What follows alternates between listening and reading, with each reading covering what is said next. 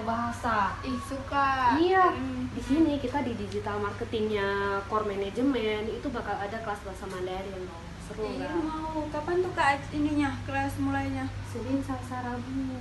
Udah mulai sekarang? Sudah, kalau muridnya sudah, muridnya sih sebenarnya udah ada. Cuma kalau banyak kan lebih seru lagi.